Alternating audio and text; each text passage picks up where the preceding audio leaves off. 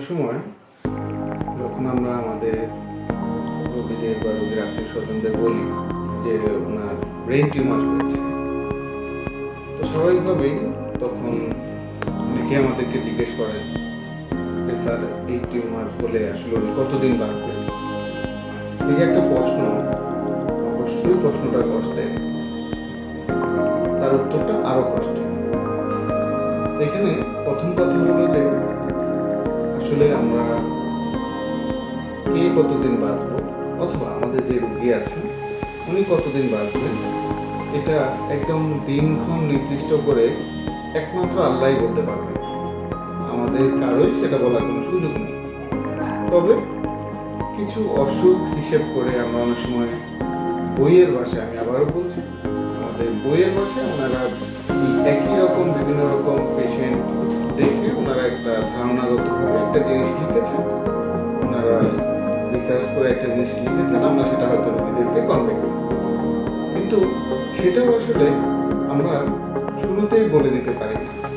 একটা brain tumour হলে সবচেয়ে গুরুত্বপূর্ণ হলো যেটা জানা, যেটা আসলে কি ধরনের টিউমার।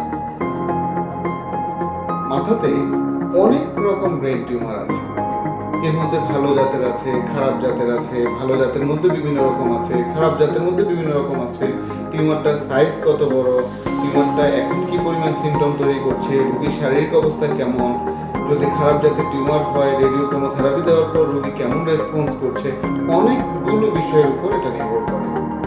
তবে আসার কথা হলো যে যেগুলো বিনাইন টিউমার বা ভালো জাতের টিউমার, এগুলোর অপারেশনের পরে ম্যাক্সিমাম ক্ষেত্রে রোগীর যে স্বাভাবিক আয়ুটা, স্বাভাবিক জীবনটা, সেটাই লিড করতে পারে। আমি আবারও বলছি, কারণ বিনাইন টিউমার বা ভালো জাতের টিউমার যেহেতু এটা ক্যান্সার না বা এটা, সেক্ষেত্রে যদি এটা পুরোপুরি রিমুভ করা যায়, সরানো যায়, সেক্ষেত্রে দেখা যায় রোগীর যে স্বাভাবিক আয়ুটা সেটার মতো করে উনি আসলে বেঁচে থাকে।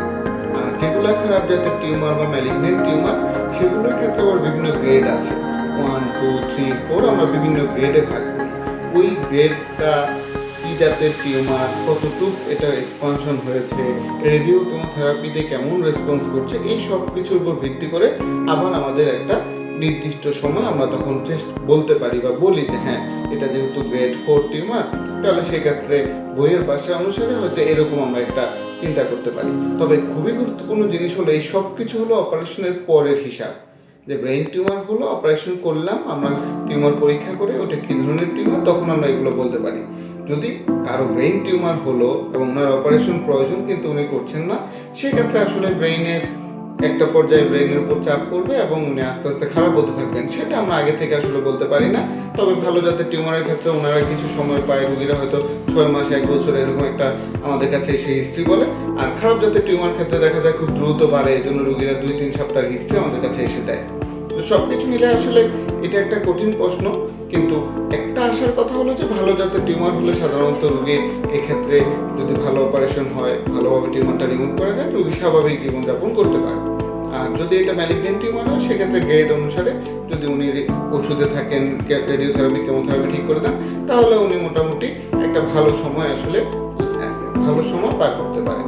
তো সবাই ভালো থাকবেন। আসসালামু আলাইকুম।